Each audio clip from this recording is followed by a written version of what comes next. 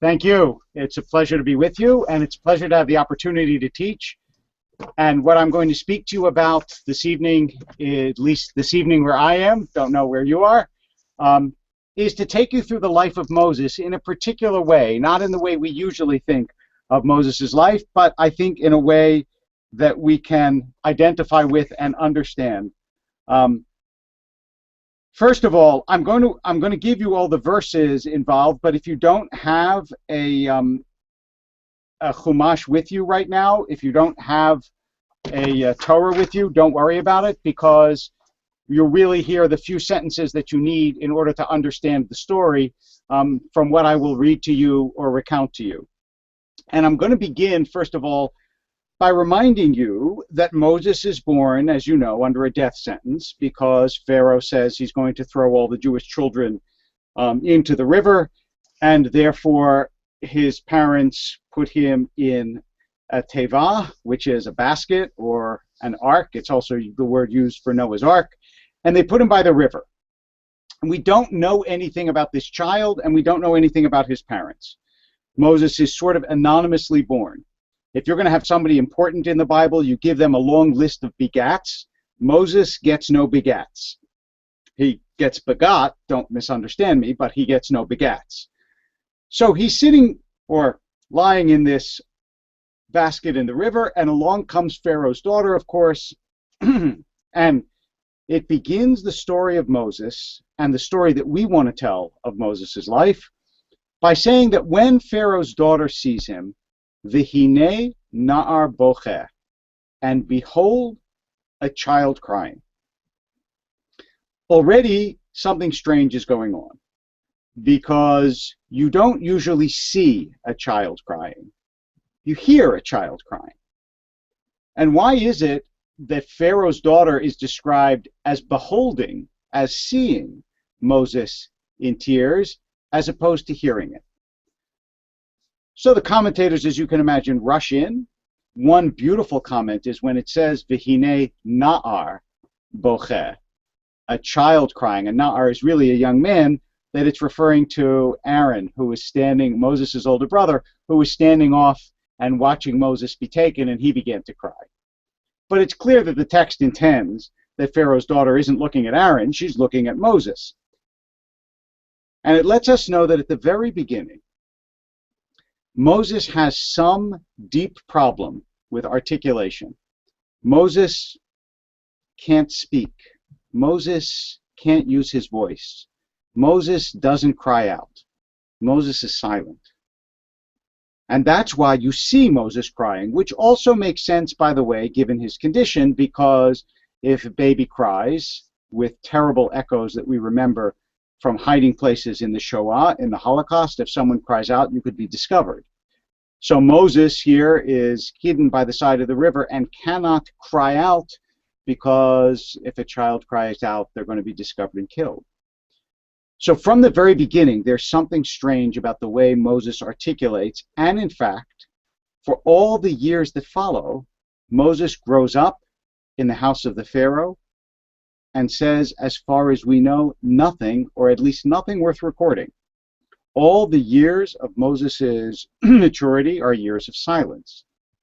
Now, it's true that the rabbis tell a few stories of what goes on inside Pharaoh's house, but none of them are in the Torah, and we know nothing for sure of what happened to Moses during the years of his childhood and adolescence. In fact, the first time Moses goes out and sees the Egyptians, what is the very first thing he sees? He sees the injustice, and he sees a slave master hitting a Jew. Now, normally, if you think about it, especially if you grew up in the palace of the Pharaoh, and therefore you have some cultural cachet, normally, if you see someone hitting someone else, what do? You say, stop. Moses doesn't say anything. Moses runs over, looks both ways to make sure nobody is watching, strikes the Egyptian down. In other words, we have now the development of a pattern. That is, Moses is somebody who, for whatever reason, does not address the issues in his life with articulation. He doesn't cry at the river. He doesn't speak or scream or command the Egyptian slave master. Moses acts. And we see this again when he runs off to Midian, because remember, he discovers that, in fact, his action of striking down a slave master is known, because when he tries to break up a fight between two Jews, one of them says, "What, are you going to hit me like you hit the slave master?" So he realizes that people know about it, and he runs off to Midian for fear of his life. The first thing that happens, as far as we know, when he is there, is he sees Zipporah and her sisters being harassed by a bunch of shepherds, not being allowed to water their flocks. Moses runs over, and he acts. Once again, not a single word from him. Not stop harassing them, leave them alone, not even "my name is Moses, nice to meet you." Nothing. Moses acts. And then eventually, of course, as we know, he ends up marrying Zipporah, who says, by the way, to her father, "I met an Egyptian." Keep that in mind. Because either Moses didn't speak or he didn't tell her that he was a Hebrew. So she assumed from his dress, from his garb, and maybe from his speech, which we will come to, that he's an Egyptian. But so far, we really know very little about Moses, except that he sees injustice and seeks immediately to rectify it by means of the way that he acts. All of this begins to come together. All of it starts to make sense when Moses comes in the burning bush. And there, as you know, God comes to Moses and says, "I want you to go to Pharaoh." And now, for the first time, Moses has to address the issue of his speaking to Pharaoh and speaking to the Jewish people and seeking in some way to liberate them, because after all, that's going to be his task. So what does Moses say? First of all, he tries to get out of it. Moses doesn't want to be a leader, and there is something that we feel intuitively, instinctively, that someone who is a real leader ought to have a certain amount of reluctance about it. That is, we like the fact that Moses doesn't immediately say, "Of course, of course you're going to choose me. I'm Moses. I'm going to be great, and God, I'm the one you want." In fact, God has to force him into it. And one of the reasons that, the principal reason that Moses gives, is that he doesn't talk right. God says to him, "The people will listen to your voice," and right after that, now we're in chapter 4, verse 1. I haven't given you the verses. Striking the Egyptian is chapter 2, verse 11 and 12. And being seen by Pharaoh's daughter is chapter 2, verse 6. This is all the book of Exodus, of course. In 2, verse 17, he saves Zipporah. And now in 3:18, God says to Moses, "They will listen to your voice." Now this is the Kadosh Baruch Hu talking. This is God saying to Moses, "I'm telling you they're going to listen to your voice." But what's Moses' immediate response? In the first verse of chapter 4, he says, "They won't listen to me." Now, this is, as we say, chutzpah klapei mala. This is really defiance in the face of heaven. Because Moses is telling God, even though you say they're going to listen to me, I'm telling you they're not going to listen to me. Think of the degree of insecurity or uncertainty or diffidence Moses has to have about his own ability to speak, to say to God, they're not going to listen to me. But he does. And then we find out why. Because then Moses says he is kvad peh, which literally translates to heavy of tongue. And there's a great deal of commentary about what it means. Come back to it in a second. But before we say what that means, remember that this was one of the stories that the rabbis told about Moses growing up in the palace of Pharaoh. That there was a diamond on one side, or a crown with diamonds around it on one side, and hot coals on the other, and Moshe was naturally, like every child, inclined toward the crown and the jewels. Pharaoh had put this up as a test to see, was Moses really there to take his throne? An angel at the last moment pushed the child towards the coals. He touched the coal, burned his hand, put his hand to his mouth, burned his mouth, and that's why he didn't talk right. It's a lovely parable, has absolutely no warrant in the Torah itself, really, and we don't know what Moses's problem with speech was. But I will tell you one interesting thing that's brought by one modern commentator. Richard Elliott Friedman points out that that phrase about being kvad peh, about being heavy of tongue, which you will find in chapter 4, verse 10, that phrase, this is not the only place where that phrase exists. It also exists in Ezekiel. And when Ezekiel is using it, he's talking about being unable to speak the language that people understand. In other words, I will read you the exact comment from Ezekiel. It says, God tells him not to be sent to people who are deep of lip or heavy of tongue, whose words Ezekiel can't understand.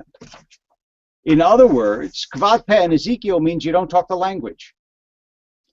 Now, this may not be, and it's not the one we're going to use, it may not be the usual way of understanding what Moses' problem was, but it is interesting to think maybe he didn't talk the language. And what language do we mean? Well, we know he spoke Egyptian. He grew up in the palace of the Pharaoh. And if Tzipporah thought Moses was an Egyptian, when she helped him, she goes home and reports to her father, Yitro, Moses is an Egyptian guy who helped us. Maybe Moses didn't speak Hebrew. Maybe the problem was he couldn't talk to the Israelites because he didn't speak their language, as opposed to the language of the Egyptians, and maybe that's why God assigns Aaron as his mouthpiece, because Aaron grew up among the people and therefore could talk to them. It's possible. It's an interesting speculation, and it has some warrant. It has some backup. It has some purpose that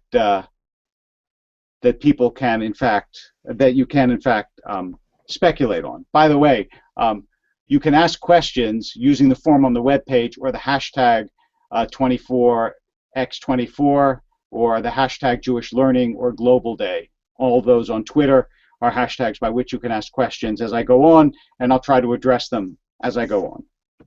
In any case, so Moses doesn't talk right, and the usual explanation is not that he doesn't speak Hebrew, although, as I said, it's intriguing. The usual explanation is he has some sort of impediment of speech. Most often it's considered a stutter. The truth is the commentators have all sorts of speculations we don't know. But for the first time, we have an explicit declaration by Moses himself that there's something about speaking, about articulation, about using his voice that makes him uncomfortable. And now we can read back on the various incidents of his life and understand better what it is that we're dealing with. We're dealing with somebody who didn't cry out, who didn't speak to the Egyptian slave, who didn't speak to Tzipporah, and now who says to God, don't send me, because I'm not the right one. Shlach na b'yad tishlach. Send anyone else you want, not me, because the people aren't going to listen to my voice, God, even though you think they will, because I don't know how to speak right. In fact, later he talks about being of uncircumcised lips. The same thing, the same hint that there's something about speech that makes Moses uncomfortable. And you know that God assigns Aaron, Moses' older brother, to be his spokesperson when he goes before Pharaoh. So much so that we don't even know when it says Moses said this to Pharaoh, is it really referring to Moses, or is it referring to Aharon, who is speaking on Moses' behalf? So that being the case, what happens now is that Moses gets a gradual education in how to speak. First, of course, God sends him to Pharaoh with specific words. And even though many of the plagues involve an action, Moses striking the Nile with his staff or throwing dust into the air, it's really about words. In fact, if you recall, when God comes to Moses at the burning bush and says to him, what is that in your hand? Moses says, it's my staff, right? It's my rod. It's what I use. And what does God say? Throw it down. one of the things that God is teaching Moses is you can't lead a people through action alone. If you can't give them a message, if you can't teach, if you can't use words, then you will not be able to lead. So keep that image in mind. Moses has a staff, and God says to him, get rid of it, throw it down. Once again, they're asking me to remind you that you can ask questions through the form on your screen or on Twitter through the hashtags 24x24, Jewish Learning, or Global Day, all of those hashtags. And I'll get to the questions as we go along. Now, once the Jews are liberated from Egypt, then all of a sudden, you discover the means by which Moses is trained to do exactly that which he said he couldn't do. Because when God comes to Moshe at the burning bush, this is what Moses says, Lo ish Devarim anochi. I am not a man of Devarim. Now, davar, you know, in modern Hebrew, sometimes means thing, but it also means words. And in ancient Hebrew, in biblical Hebrew, most often refers to words. So when Moshe says, Lo ish devarim anochi, he means quite literally, I am not a man of words. Then we come to Sinai. The purpose of liberation, of course, is not just to wander in the desert, it's to come to Sinai and to get God's law. And at Sinai, what does God give to the Jewish people? We call it in English the Ten Commandments, but that's not what it's called in Hebrew. It's not called the 10 mitzvot, for example, which means commandments. It's called in the Torah, Aseret HaDivarim, the 10 Divarim. As if God is saying to Moses, you may not work with Devarim, but I do. And when I want to give the most important single message I have to give to the Jewish people, I do it through Devarim. I do it through exactly that means which you say you don't use. Now, how bad a problem does Moses have with Devarim? How difficult are they? Remember, he goes up to the mountain. For 40 days and 40 nights, God gives him the Devarim. And he brings them down, and he sees the people dancing around the golden calf. And what does he do? He smashes them on the ground. Moshe, who is not comfortable with words and is comfortable with action, Moshe, who hit the Egyptian and beat off the shepherds, Moshe takes the most precious words ever written, the words that came directly from the hand of God, and he destroys them. He smashes them. Now, we understand why he did. We understand the frustration and the anger, and I'll give you, in fact, a beautiful explanation of why Moshe smashes the tablets in just a moment. But first, savor the irony of this, that Moshe, who is not comfortable with words, destroys them. One reason that is given by one commentator in Mikra Kipshuto, which is quite beautiful, of why Moshe destroys the tablets, is because he sees the people who are dancing around a golden calf, which after all they have fashioned with their own hands. And he starts to think to himself, if they're willing to worship something that they've made, because after all, they all saw the jewelry that they gave into the mold to create a molten calf or a golden calf, if they're willing to worship that, then imagine what they'll do when they see the tablets that God made. Obviously, they're going to worship them. And since Moshe doesn't want the tablets to be worshipped, since he's afraid of idolatry of the tablets that came from the hand of God, he smashes them to the ground. It's a lovely idea. But whatever the reason is why Moshe actually destroys the tablets, there are midrashim about that too. There are rabbinic teachings that the letters went up in the air and he just broke the stone, and, or else that it suddenly became too heavy for him to hold. But it still symbolically fits with Moses' life. That here is somebody who has a deep difficulty with words as opposed to action. And so at this most crucial moment, he destroys them. So, Now, we come to the next phase of Moses's experience with Devarim, with words, and that is that after he smashes the tablet, he goes back up to heaven, and back up to, he does go to heaven eventually, but he goes back up to Sinai, and God says to him, okay, now you write the second set of tablets, because remember that it says in the Torah that Moshe carves the second set of tablets.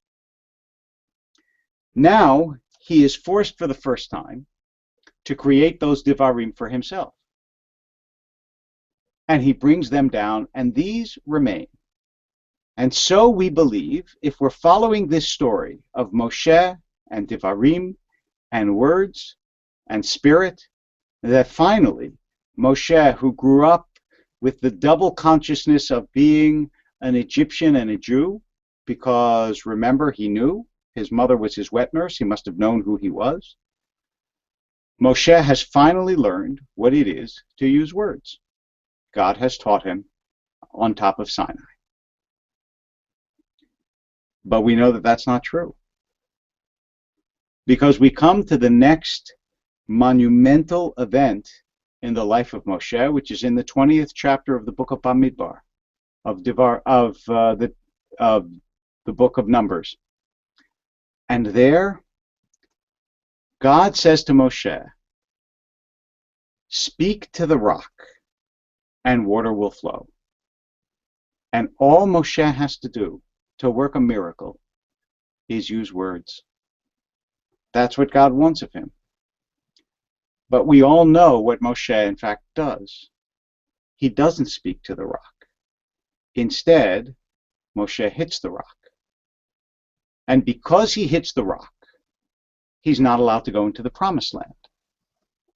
He can't go to Israel because God says, "You did not sanctify me in the midst of the community." And here, because it is such a severe punishment for what seems like such a small sin. I mean, really, the worst that you can say about Moshe is in 40 years of wandering the desert, he hit a rock. That's not so awful. But here, first, the commentators explain that Moshe said, "Shall we get water from you?" So he was taking it upon himself as though it was his own responsibility, and that was bad. Others have other reasons why Moshe, in fact, committed a greater sin than merely hitting the rock, and some of them don't think actually the rock itself was the sin. But if you follow the sequence of events as we've laid them out, if you understand that God is trying to tell Moshe all along, if you're going to lead a people in a new land, you can't only do it through force, you can't only do it through action, you have to give them law, words, teachings. Then at this crucial moment, when God says, "You must now speak to this rock and have water flow," and Moshe instead hits the rock, you can understand why it is that God says you are not the right leader to take the people into Eretz Israel, into the land of Israel. Because despite the fact that we have repeatedly gone over this lesson in your life, despite the fact that you should by now know and understand the way even God works, because God works through Devarim, through the Aseret HaDevarim, through the Ten Commandments, even though you should know that, you still haven't learned the lesson. And we, by the way, know this not only through the Aseret HaDevarim. We know this from the very beginning of the Torah. How does God create the world?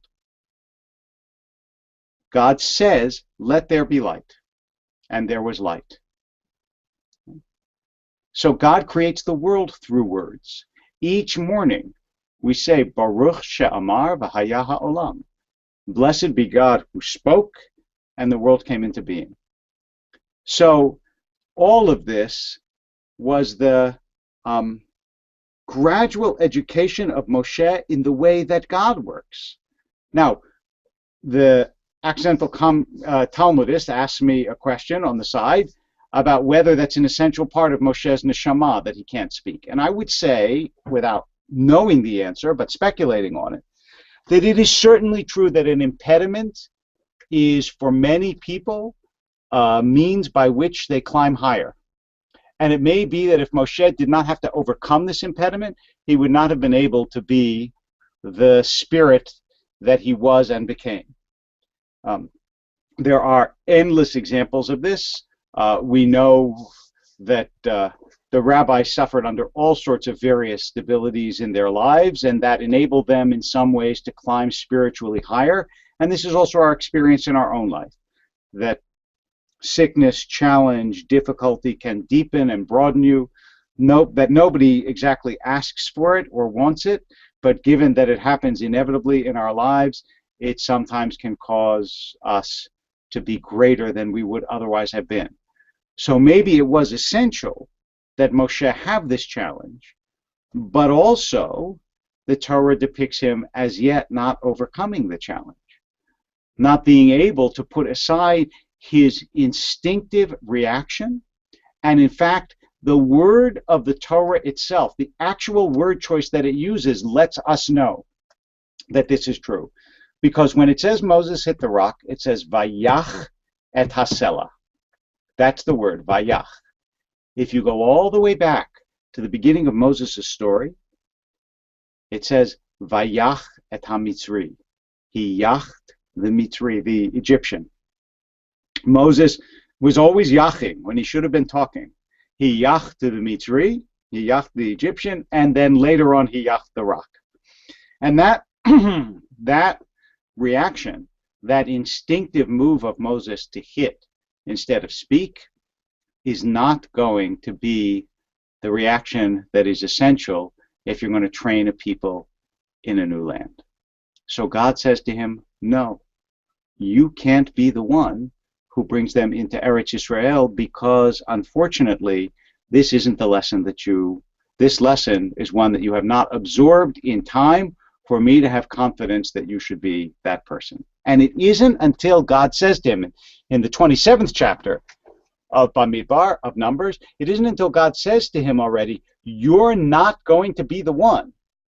And Moshe already puts his hands on Yehoshua, on Joshua, and in effect appoints him as the successor, that the most remarkable transformation does occur to Moshe. And this is what we've been waiting for, in a sense.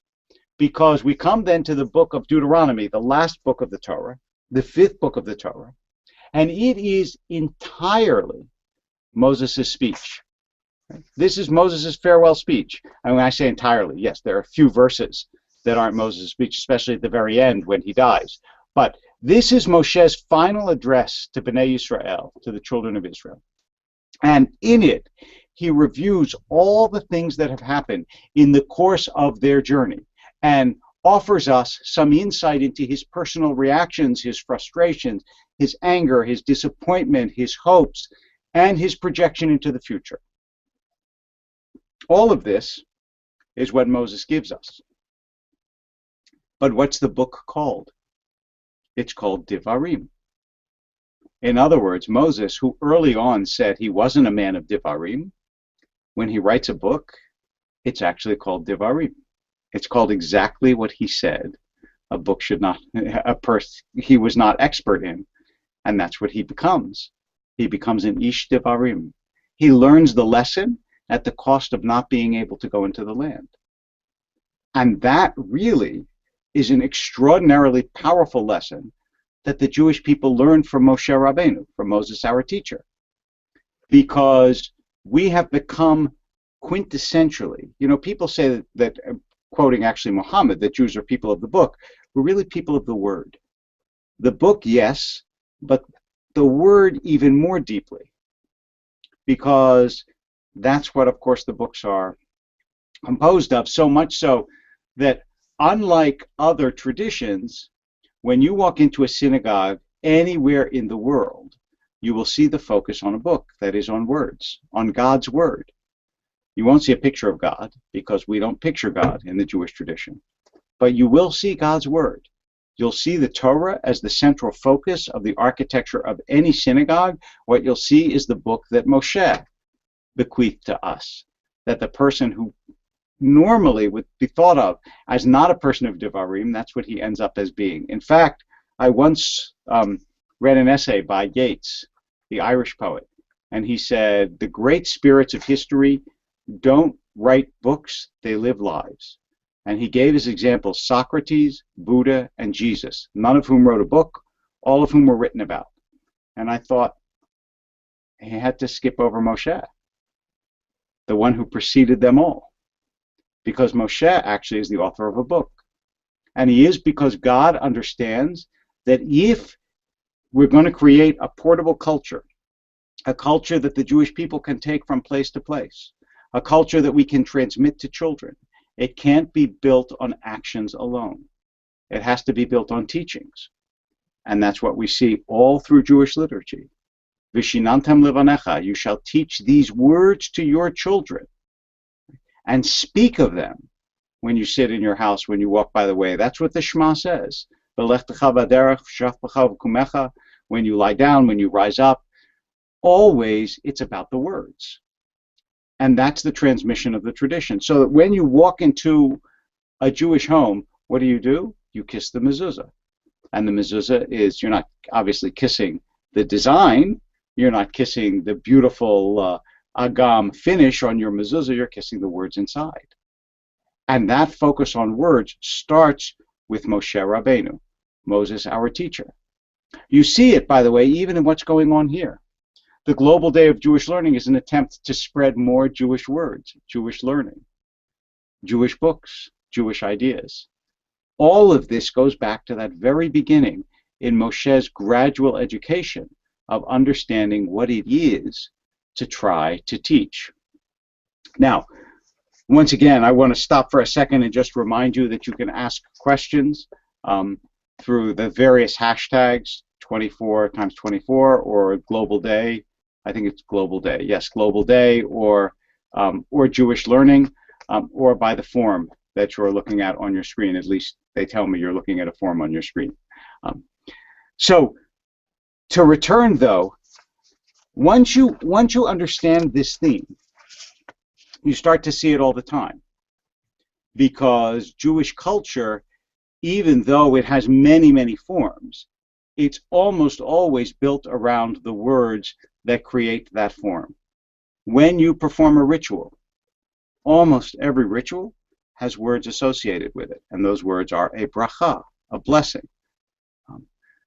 And when a child has a bar or bat mitzvah, they have to recite certain words. They come and read from the Torah.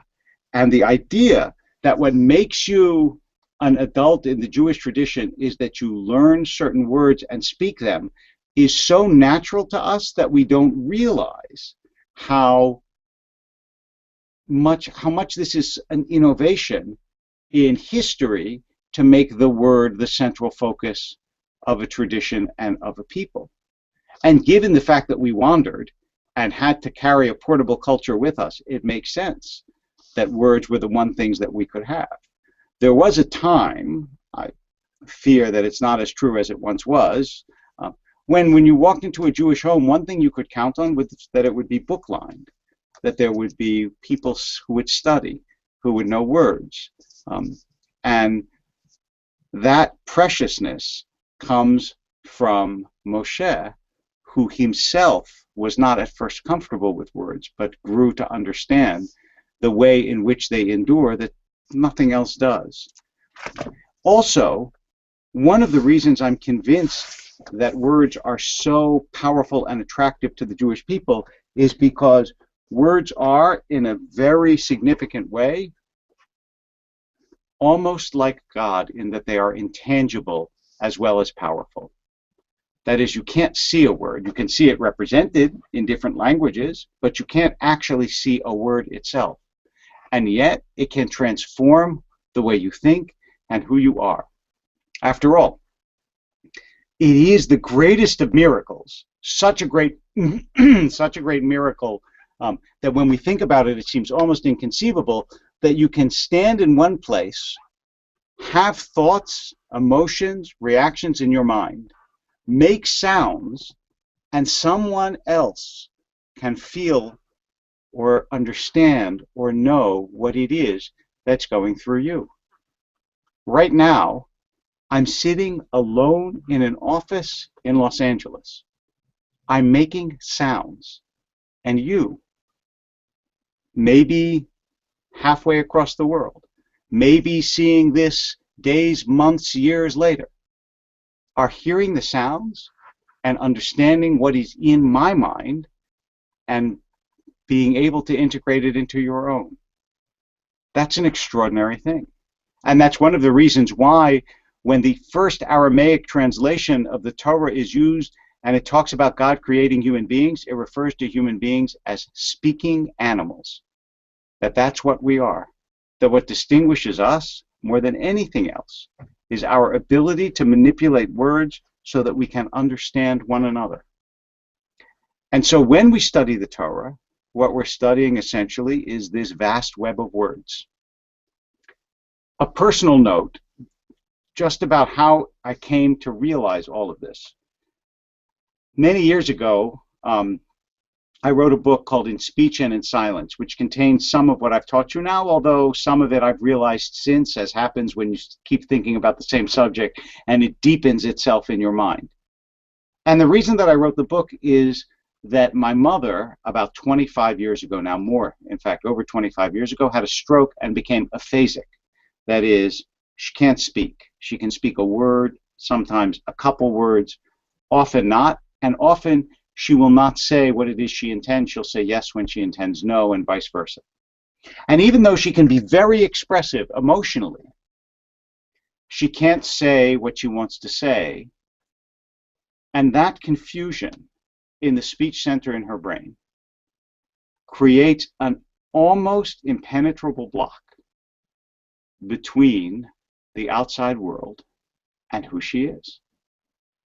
Because the ability to bring forth what it is that is inside you in a more complex and nuanced way is an unbelievable gift.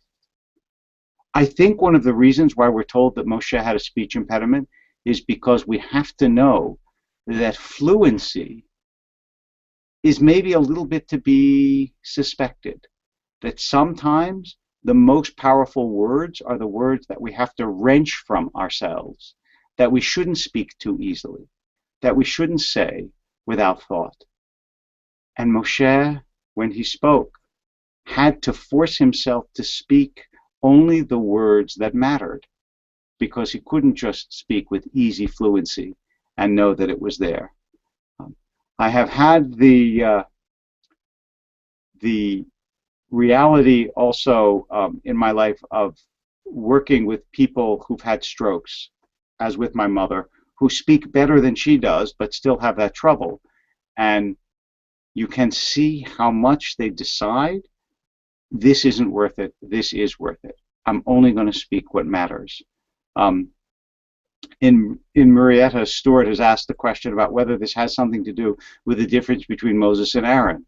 That Aaron is a peacemaker, and the only time Aaron is without words is when his two children are killed in the strange fire in the Eshzar, and then it says Vayidom Aharon, that Aaron was silent. It could be.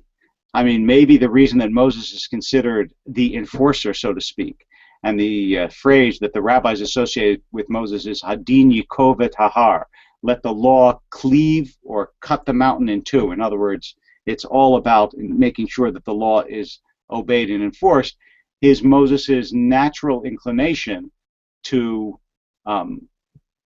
towards action, which is what the law is, after all. The law is primarily, not only because there are laws that govern speech, but primarily carrying out of action, as opposed to the diplomat. That's what Aaron was. And remember that a diplomat is skilled more than anything else in words, in being able to reconcile different positions, to bring them together. The legal skill that we think of as being somewhat characteristic of many Jews is certainly a skill that we think of as a verbal skill. And so Aaron, who would go to various parties, according to the rabbis, and speak to them of the desire of the other party to reconcile, yes, Aaron had that ability, one assumes, to speak easily, and only in the most emotional and tragic circumstance, the loss of his children, couldn't find the words to say what he wanted to say. Or perhaps there was nothing. that he could say, that he wanted to say. I will say one, to sort of begin to wrap all of this up. When Moses is about to die, in the Torah, he says very little in protest to God. There's a bit, but not much. But in the Midrash, when the rabbis talk about Moses' death, there is an entire Midrash, an entire small book almost, called Midrash Petirat Moshe, the Midrash of the death of Moses. And in that retelling of the rabbis, Moses is, he speaks in torrents of eloquence about the unfairness of his death and the way in which he asks for God only for a little while to go into the land and to smell the grass and to be a part of the mission that he began so long ago under, as we've seen at the outset of the hour, under duress, because Moses didn't really want to do it in the first place and asked God to choose anybody other than himself. And one of the things that strikes me about the Midrash is that the rabbis give Moshe an eloquence that they imagine he must have had, even though we see that it isn't native to him and has to be sort of educated and learned, but by the end of his life, they imagine that he could speak to God with no reserve. And maybe that's part of what we understand about Moshe. You know, he's the only prophet, the only personality that we are told saw God panim el panim, face to face.